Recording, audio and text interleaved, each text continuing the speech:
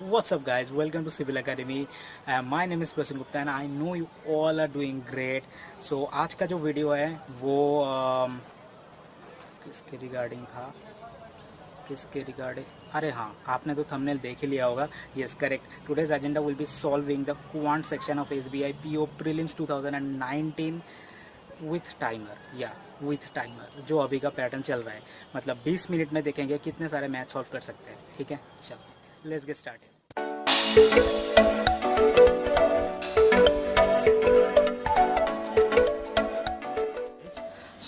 Welcome to the Civil Academy. As I said, today we will be solving the SBI PO Prelims 2019 Quant section within 20 minutes. देखेंगे कि 20 minute में कितने सारे sum solve कर सकते हैं. ठीक है, it's a kind of a small challenge, so stay with us. So हमारा जो पहला क्वेश्चन है वो मिसिंग टर्म के ऊपर है. तो मिसिंग टर्म के अंदर नॉर्मली 5 क्वेश्चंस रहेंगे. So I will be putting up one by one, और जो क्वेश्चंस है वो आपके स्क्रीन पे भी अपेयर करते रहेंगे. और जैसे मैं करना स्टार्ट करूँगा तो एक टाइमर भी अपेयर हो जाएगा. तो उसके हिसाब से आप देख लेना कि कितने सारे सम सॉल्व कर सकते हैं हम 20 मिनट्स में. Fine, so let's start.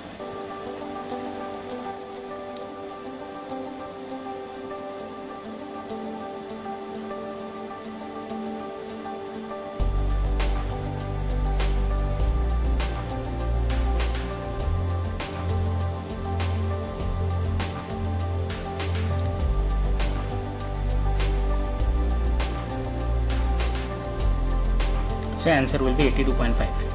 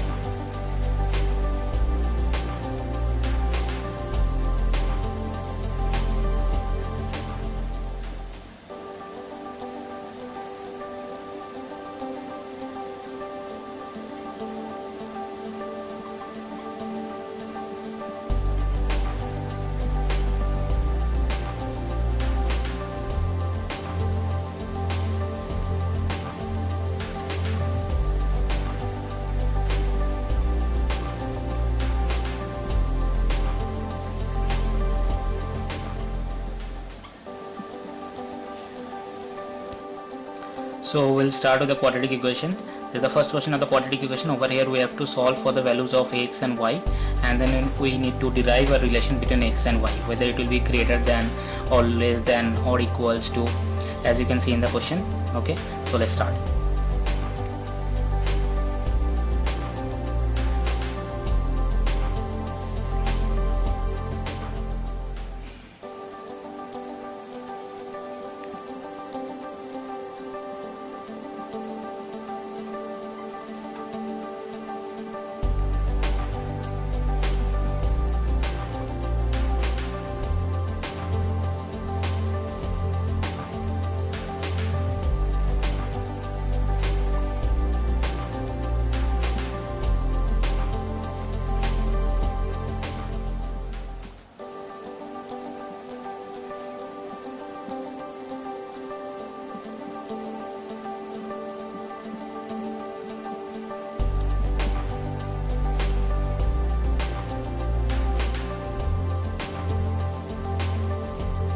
So x greater than y will be the correct one.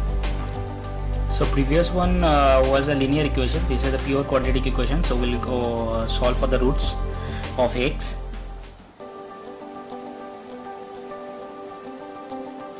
Okay, so I'll teach you the shortcut afterwards. Okay, when I'll be starting with the playlist. Now just see the maths.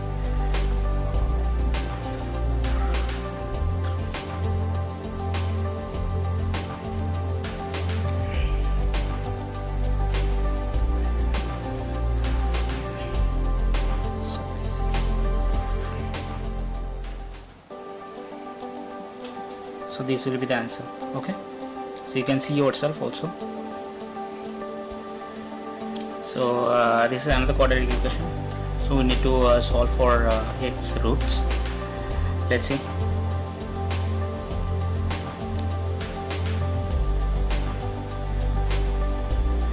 So basically if we see sorry, it will be 144. If we see both the relation of x and y will be similar, because we can write this as x square plus 2x minus 143 equals to 0. Since both the equation is similar, even if you put any values for x and y, the value will be same, overall values will be same. So we can write that either x equals to y or no relation can be determined. Fine. So this is the another sum. So we'll first of all we'll solve for the root of x. Both will be minus 3 and 2 will be the roots. Then we will be solving for y.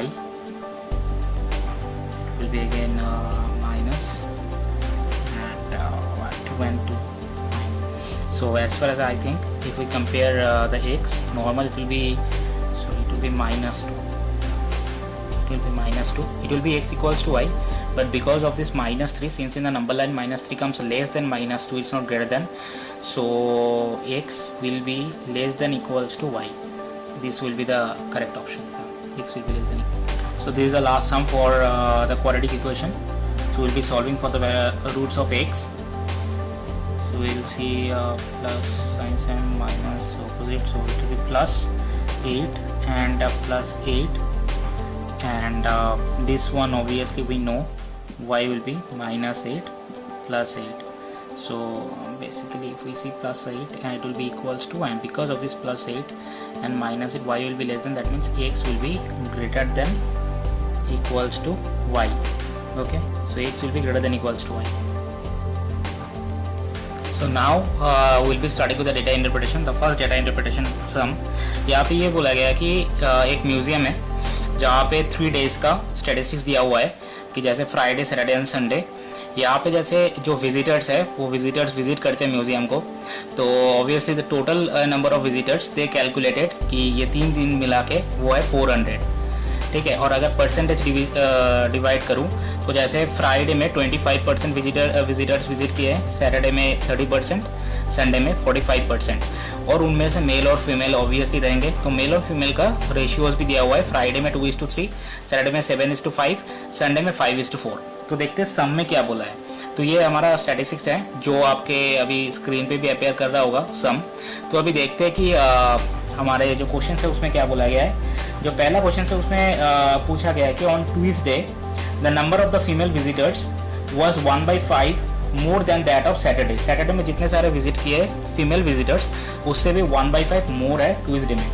अगर respective ratios between the mail and female visitors Tuesday में 11:6 है, तो total number of visitors कितने हुए Tuesday में, ठीक है। तो इससे पहले सम को प्रोसीड करें, हम ये total number of visitors percentage से नंबर में कन्वर्ट कर देंगे। 25% मतलब कि क्या है, 25% मतलब 1/4, 1/4 ऑफ 400 करेंगे तो यहाँ पे 100। फाइन। तो 30% अगर हम करते हैं तो यहाँ पे 120, तो ठीक है। तो कितने हो गए, यहाँ पे 220 हो गया, 180 बचता है। फाइन, तो ये हमारा हो गया काम, ठीक है। अभी क्वेश्चंस के लिए मूव ऑन करेंगे। तो जो क्या बोला गया है कि ट्यूसडे में फीमेल विजिटर्स 1/5 मोर देन है that of the Saturday. Saturday में कितने फीमेल विजिटर्स रहे ये पहले निकाल लेते हैं। 5, सैटरडे में 5/12 ऑफ कितना इसका, और तो ऑब्वियसली इसका कितना हो गया 10, 50, मतलब 50 का 1/5 करेंगे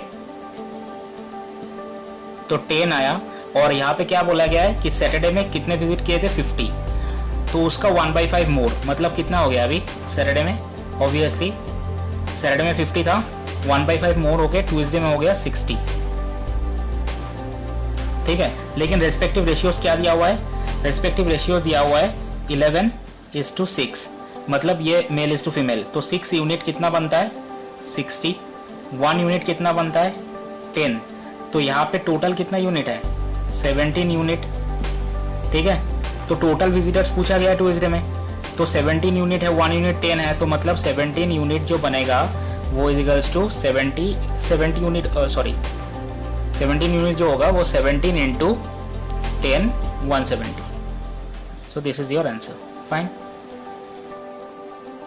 ओके, जो सेकेंड नंबर सम है उसमें ये पूछा गया है कि स्टैटिस्टिक्स सेम ही यही रहेंगे कि 3 दिन मिला के total number of mail visitors, मतलब 3 दिन मिला के total number of mail visitors हमें फाइंड करना होगा। मतलब जैसे फ्राइडे का 275 इसका, फिर total number of mail visitors कितने होंगे, तो ऑब्वियसली निकालते हैं 2/5 ऑफ 100 प्लस, मतलब ऐसे निकालेंगे ना, तो ऑब्वियसली लाइक हम ऐसे करते चलेंगे 2/5 तो ऑफ 100, 2/5 ऑफ 100 करेंगे तो कितना हो गया 5 20 40, पहले का 40, दूसरा का निकलेगा ऑब्वियसली 12 10 70। ठीक है, और तीसरा का 9 20 20 सो 100, तो यहाँ पे दोनों मिला के कितना हो गया 110 plus 100 is 210, so 210 is your answer. Okay, इसके बाद एक सम पूछा गया है कि what is the central angle corresponding to the number of visitors on Sunday. ठीक है, संडे परसेंटेज के हिसाब से कितना है, संडे का 45%, मतलब ऐसे इसका ऐसे कुछ था, ऐसे कुछ है डायग्राम, राइट। तो ये संडे है, ये फ्राइडे और ये सैटरडे है, तो इसका सेंट्रल एंगल पूछा गया है। तो इसका सेंट्रल एंगल कितना है, ये 45%। तो हमको पता है कि 100% जो होता है 100% है 360 डिग्री। ठीक है, तो 45% कितना आएगा 45 by 100 इंटू 360, करेक्ट। तो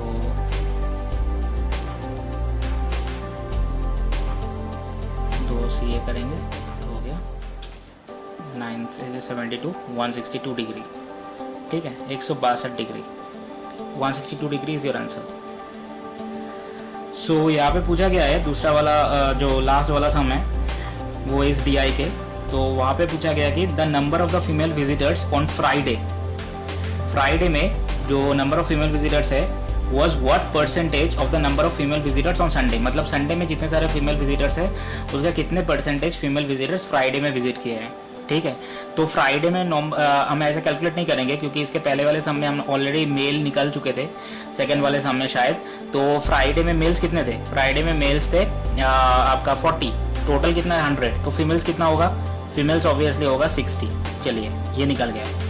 संडे का मेल्स कितना था 100, संडे का मेल्स 100 था, करेक्ट, या 100, टोटल कितना है 180, तो फीमेल कितना बचा 80 इंटू 100, फाइन। तो ये कर देंगे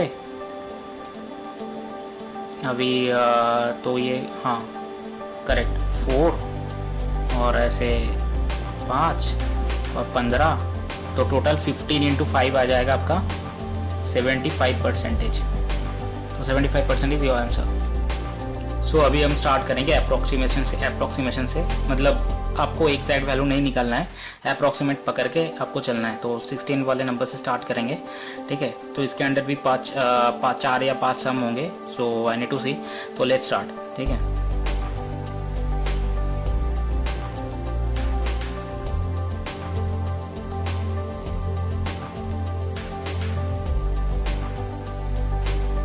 सो यहाँ पे 10.92 है, इसको 11 मानेंगे तो 11 का स्क्वायर 121, तो 121 को उस साइड भेज देंगे, तो सॉरी हाँ 121, तो 120 को जो इस साइड लेके आएंगे so it will become +1 because 121 minus 120 equals to 0। तो यहाँ पे कितना क्या निकलता है, x equals to 10 18, x equals to 18। 17 वाले सम में बोला है 13.96 into under root of 9.09 plus 200.02 क्या है, ठीक है। तो यहाँ पे हम मान के चलेंगे ये 14 इंटू 9, सो 9 का अंडर रूट ये 3, ठीक है, प्लस 200 इक्वल्स टू x, तो आ जाएगा ये 42, मतलब 242 आपका आंसर है। सो यहाँ पे बोला 6% ऑफ ब्रैकेट के अंदर 198.99 प्लस 15.99 का स्क्वायर, ठीक है। तो ये देखते हैं क्या से करेंगे, 66/100, इसको मान लेंगे 200 प्लस ये हो गया आपका, ये आ गया आपका, हाँ ये 200, और ये है 16 का स्क्वायर आता है 256, सो मतलब 456, ओके। सो 460 के आसपास मान लेते हैं, ठीक है। 2 से करेंगे ये 5, 2 से ये 3, सो नियर अबाउट 3 6 18 5 2 और 7 पॉइंट समथिंग, मतलब अप्रॉक्सीमेटली 27 के आसपास आएगा आंसर, ठीक है, अप्रॉक्सीमेट 27 के आसपास।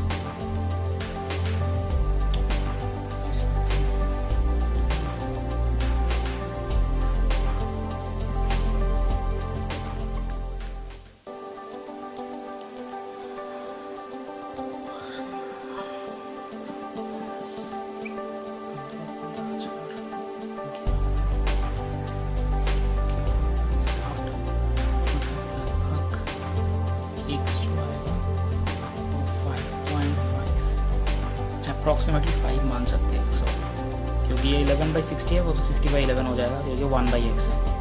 अप्रॉक्सीमेटली 5 आपका आंसर है। So last sum under approximation,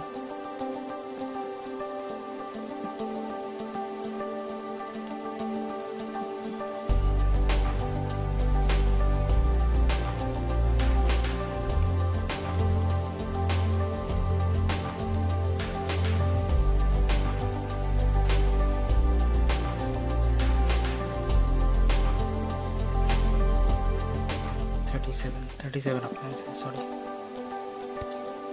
तो again we are back with another data interpretation, ठीक है। तो यहाँ पे एक बार ग्राफ दिया हुआ है जिसमें बोला गया कि चारों टाउन है, जैसे A B C D, उसमें total number of male and female का कितना प्रोपोर्शंस है, जैसे A में 240, B में 280, C में 260 एंड D में 320। उसके साथ साथ एक टैबुलेशन भी दिया हुआ है, जैसे आप देख पा रहे हैं आपकी स्क्रीन पे, कि वो बोलते हैं कि चारों टाउन में कितने सारे ऐसे मेल्स एंड फीमेल्स हैं जिनकी एजेस 40 साल के ऊपर है। जैसे A में 50, B में 70, C में 110 एंड D में 120। तो ये टोटल मेल और फीमेल मिला के हैं अबव 40 ईयर्स, ठीक है। तो जो पहला क्वेश्चन है वो देखते हैं क्या बोलते हैं। पहला क्वेश्चन ये बोल रहा है कि to find out the average number of those males and females whose ages are below and equal to 40 years of town A, C and D। मतलब A, C और D में उतने सारे मेल्स और फीमेल्स का एवरेज निकालो जिनके उम्र मतलब 40 ईयर्स के नीचे है, ठीक है। तो ये क्या होगा, अभी ये तो अबव 40 ईयर्स है, तो बिलो 40 ईयर्स कितना होगा, A में 240, मतलब यहाँ पे बिलो 40 ईयर्स 190 होगा, ठीक है। तो एक बार देख लेते हैं, A plus C plus D का एवरेज निकालना है डिवाइडेड बाई 3, लाइक। तो यहाँ पे पहला आ जाएगा 190, फिर C में देखेंगे, C में क्या है, यहाँ पे 260 और 110, मतलब यहाँ पे आ जाएगा 150, ठीक है। और लास्ट D में जो आएगा वो आएगा 200, बाकी डिवाइड बाई 3। तो कितना आ रहा है यहाँ पे, पहले तो 490 प्लस 50 140, सो 540 बाई 3, ठीक है। 540 बाई 3 180, तो 180 आपका एवरेज बन जाता है, ठीक है। Okay, so the next sum says that कि find the ratios of those number of males and females whose ages are above 40 years in town A and B। Town A and B में above 40 years कितना है, 120, fine 120 आ गया। इसका ratio किसके साथ बनेगा, to those males and females whose ages are below और equals to 40 years in town D। मतलब टाउन D में बिलो यहाँ पे 120 जो है ये अबव है 40 ईयर्स, बिलो है 200। तो इनका रेशियोज बनेगा, तो 4 से कटेंगे 5, 4 से कटेंगे 3, तो इनका रेशियोज आ जाता है 3:5। Okay, so the 33 number question, it says that if 40% of the population in town B whose ages are below or equal to 40 years are male, मतलब टाउन बी में, ठीक है, जितने भी 40% ऑफ द पॉपुलेशन जिनका age 40 year से कम है वो मेल है। मतलब 40 ईयर से कम टाउन बी में कितना होगा, 280 माइनस 70 इज 210, उनका 40% मेल है। चलो ठीक है। और फिर बोला है and 40% of the population in town D whose ages are below और equal to 40 years are female.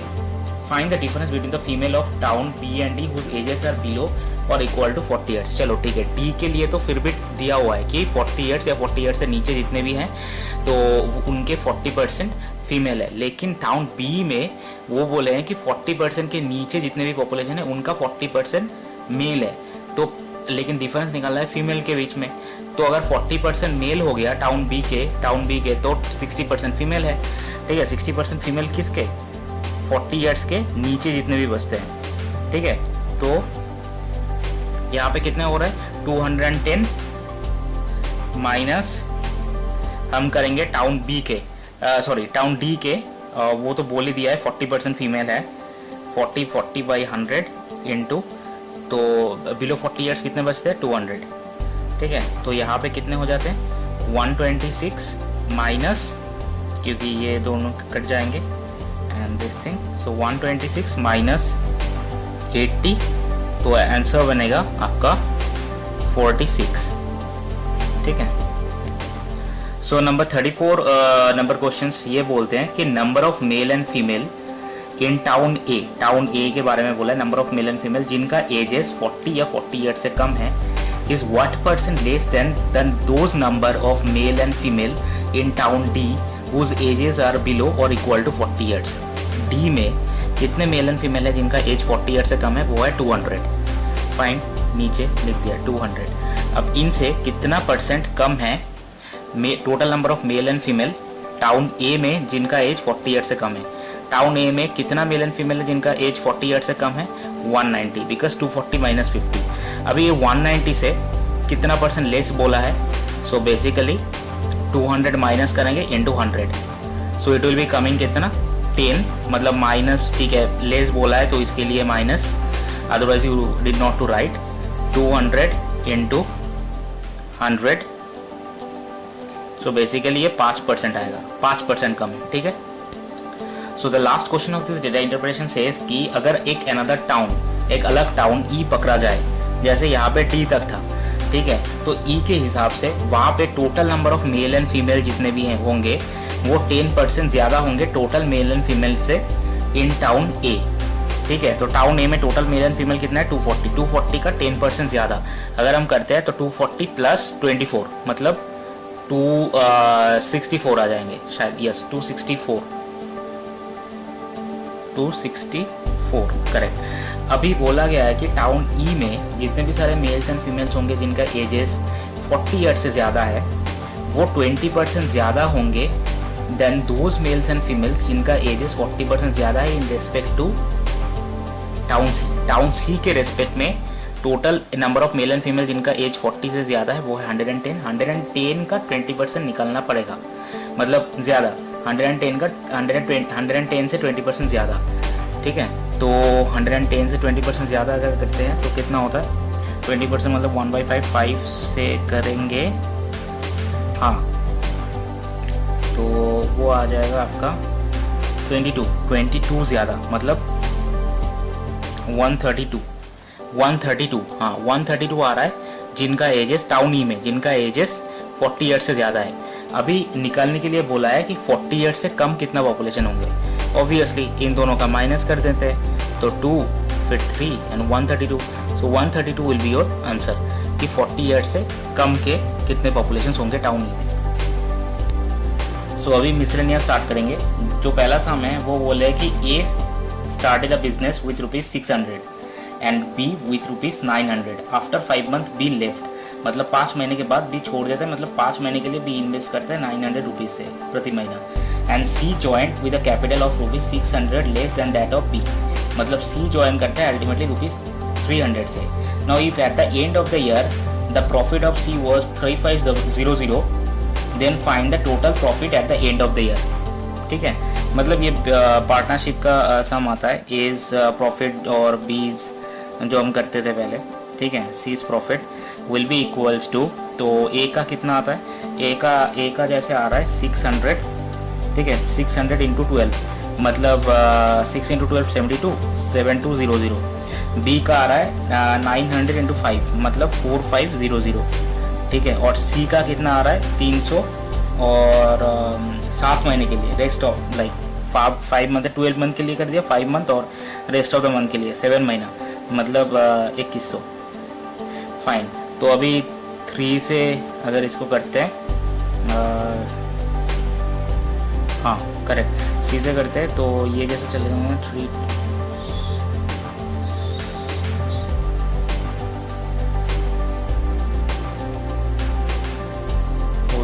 12 24 और 15 और 7। ठीक है, अभी जैसे बोला गया कि सी का तो 7 यूनिट आ रहा है, लेकिन इट्स सपोज टू बी 3500, तो 7 यूनिट जो आता है वो रुपीज़ 3500 की इक्वल है। 1 यूनिट कितना आ रहा है 500। ठीक है, तो अभी टोटल जो यहाँ पे आएगा वो कितना होगा 24 प्लस 15 34 39 39 और आपका 46। ठीक है, तो 46 यूनिट, क्योंकि टोटल प्रॉफिट निकालने के लिए बोले हैं, 46 इंटू 500 करेंगे तो आपका आएगा 23000, 23,000। ठीक है, so second number sum of miscellaneous says that cost price of A is twice the cost price of B, मतलब लिख लेंगे कि सीपी ऑफ ए जो है वो ट्वाइस है सीपी ऑफ बी के। अभी मतलब दोनों आइटम है ए और बी। ठीक है, अभी the selling price of B जो है, बी का एसपी दिया हुआ है कि ₹3600 and it is sold at a profit of 20%, then find the cost price of A. Fine, तो प्रॉफिट जो है, प्रॉफिट ऑफ बी का प्रॉफिट कितना है 20%, मतलब कितना है 1/5। तो प्रॉफिट हमेशा सीपी के ऊपर कैलकुलेट होता है, तो ये सीपी हो गया बी का।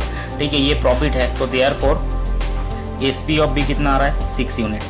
ठीक है, क्योंकि 1 + 5, तो अभी 6 यूनिट आ रहा है ये। ठीक है, दिस इज एक्चुअली 6 यूनिट, तो अभी 6 यूनिट जो है वो इक्वल्स टू होना चाहिए 3600 से।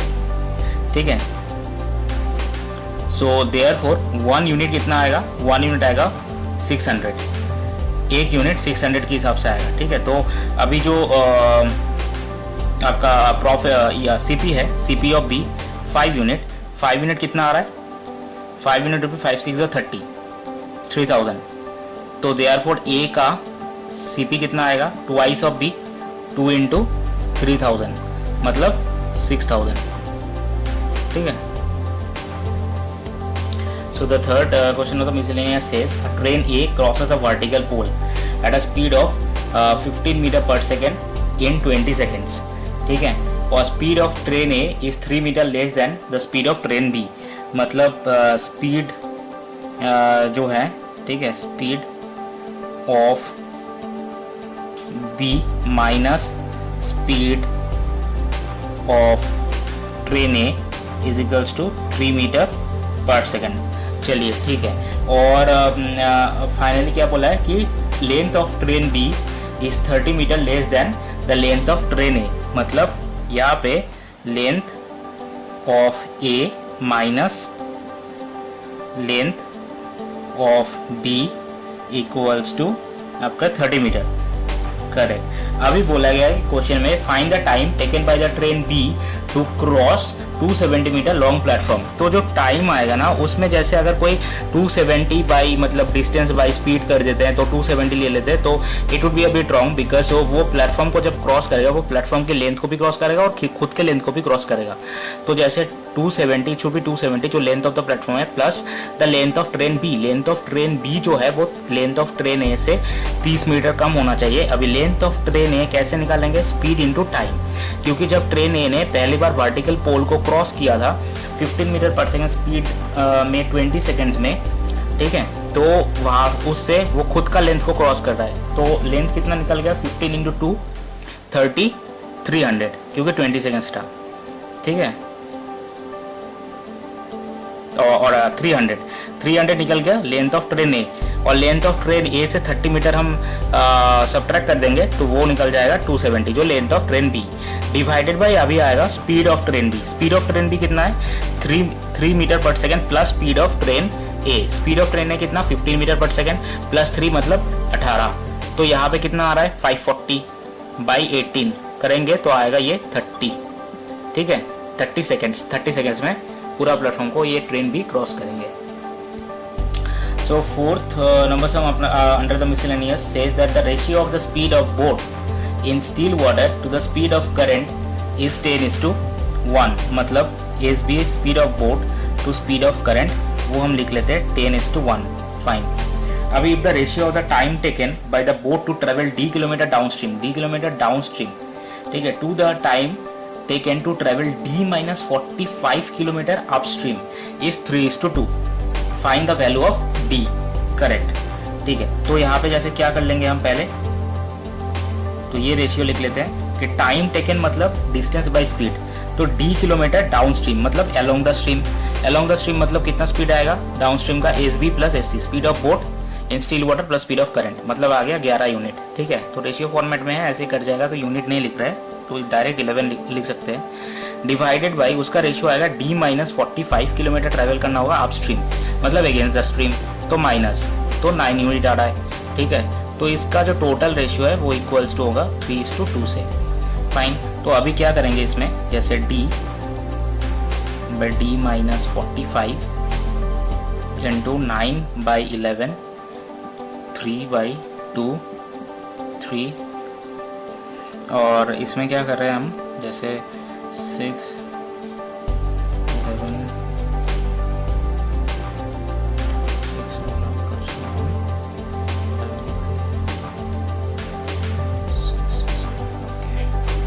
तो हम कर रहे हैं ऐसे d-45/d इक्वल्स टू, ये जैसे अभी हो जाएगा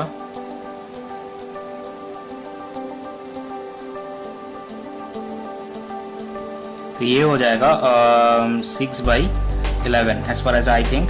सो बेसिकली ये 1 - 45/d equals to 6/11 and it will get I think, so side changes करेंगे तो इसमें आ जाएंगे आपके 5/11 इक्वल्स टू 45/d, तो अल्टीमेटली d आता है आपका 99 किलोमीटर, ठीक है।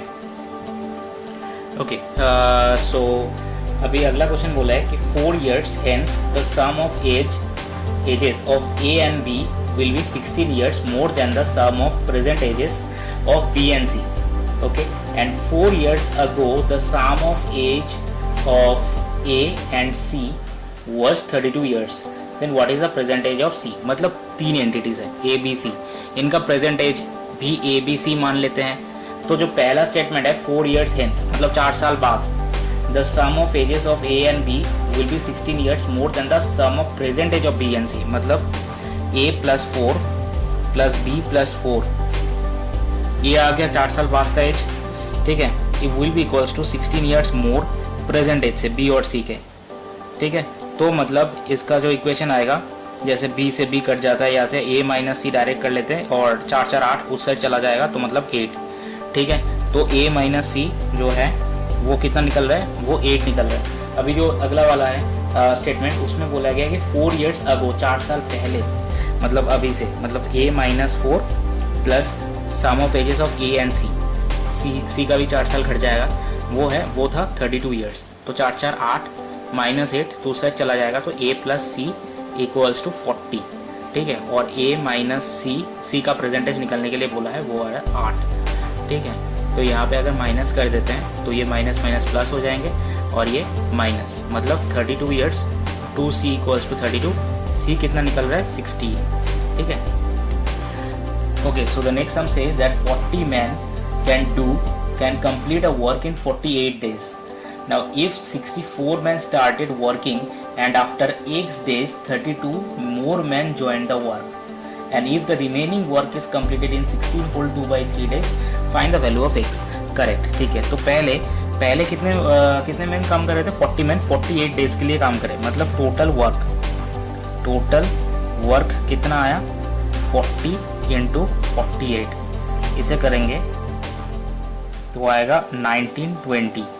फाइन, 1920। ओके, अभी 64 मैन काम करना स्टार्ट करे, एक दिन के लिए काम किए, तो 64 into x will be the total work, plus उसके बाद 32 मैन और ज्वाइन किए, तो टोटल मैन कितना आ गया 64, अभी 32, 96। ये रिमेनिंग वर्क को कितने दिन में कंप्लीट करे, 16 होल 2/3 मतलब 50/3। ठीक है, तो it will be equals to this total work 1920। तो ये करेंगे तो 32 इंटू 50 1600, सो एक्स अल्टीमेटली आएगा 1920 माइनस 1600 मतलब 320/64। सो 8 से करेंगे ये 40, 8 से करेंगे 8, 8 से 5। सो एक्स का वैल्यू कितना निकल रहा है 5। ठीक है, एक्स का वैल्यू 5। सो अगला वाला हम ये बोले हैं कि cost of gardening the circular field C, एक सर्कुलर फील्ड सी है एट ₹10 पर स्क्वायर इज ₹3465। ठीक है, 10 पर स्क्वायर के हिसाब से 10 रुपीज़ अगर लगाएंगे तो टोटल कॉस्टिंग जो पड़ेगा सर्कुलर फील्ड सी का गार्डनिंग करने में 3465। Now square of side field, ठीक है, और side of square field S, मतलब एक स्क्वायर फील्ड है, ठीक है, जिसका साइड एस है और एक सर्कुलर फील्ड है अंदर में।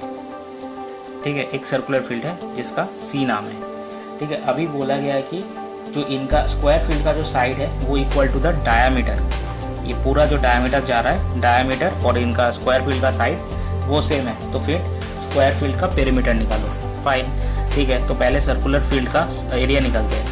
एरिया क्या आएगा 3465, तो पूरा कॉस्टिंग डिवाइडेड बाई पर स्क्वायर मीटर का जो कॉस्टिंग निकल रहा है 10 रुपीज़। ठीक है, और सर्कुलर फील्ड का एरिया क्या है, अगर डायरेक्ट डायमीटर के हिसाब से प्लॉट करूँ तो πd²/4 इक्वल्स टू 3465/10। तो 4 और पाई को ऐसे साइड चेंज कर देंगे, तो जैसे d² आएगा 3465/10 इंटू 4/22 इंटू 7। तो 5 से कट करेंगे 2, 5 से इसको कट करेंगे 5 6 आपका 30 आता है, फिर 9 45 आता है, और 15 तो 3 आ जाता है।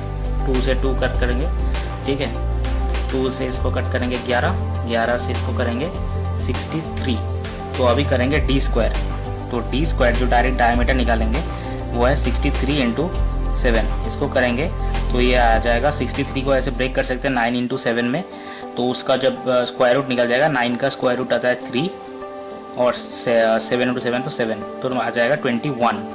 तो अभी पेरीमीटर निकालने के लिए बोला है, पेरीमीटर क्या आता है 4D, ठीक है, मतलब साइड, तो क्योंकि उसका स्क्वायर का साइड और सर्कुलर का डायमीटर तो सेम ही है, तो 4 इंटू 21 आ जाता है 84 आपका आंसर है।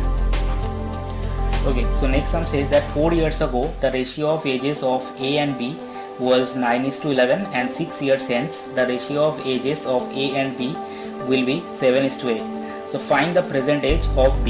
ठीक है, तो B का प्रेजेंट एज निकालने के लिए बोला है, तो फाइन, ठीक है, एक शॉर्टकट ट्रिक से हम देखेंगे, इसको तुम प्रेजेंट मान लो, ठीक है, इसको P मान लो, इससे 4 साल पहले जाएंगे तो A और B का एज रेशियो कितना आ रहा है 9:11, ठीक है, 4 साल पहले 4 माइनस करेंगे 4 years, ठीक है, और प्रेजेंट से 6 साल बाद प्लस 6 साल बाद कितना रेशियोज आ रहा है दोनों के बीच 7:8, इन दोनों को सब्ट्रैक्ट करेंगे तो आ जाएगा 2, सब्ट्रैक्ट करेंगे 1, तो ये 1 जो है वो क्रॉस मल्टीप्लाई होगा दोनों में, और ये 2 भी क्रॉस मल्टीप्लाई होगा दोनों में, तो दोनों में क्रॉस मल्टीप्लाई के बाद ये 14 और ये नया रेशियो जो आएगा 16।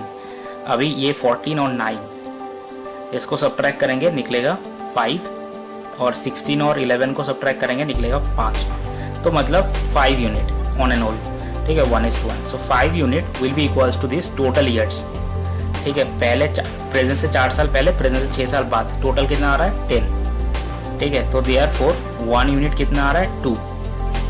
ओके, नाउ अभी बोला गया है कि प्रेजेंट एज ऑफ बी निकालने के लिए, जो प्रेजेंट एज है, तो 2 तरफ से हम निकाल सकते हैं, या तो ये रेशियो ले लो, बी का, सो 22 आ जाएगा, 22 के साथ 4 साल ऐड कर दो, सो 26 डन। या फिर इसको 2 कर दो, 32 आ जाएगा, 32 से फिर 6 साल माइनस कर दो, फिर भी 26। सो बी का प्रेजेंटेज क्या निकलेगा, बी का प्रेजेंटेज आएगा 26 ईयर्स। फाइन,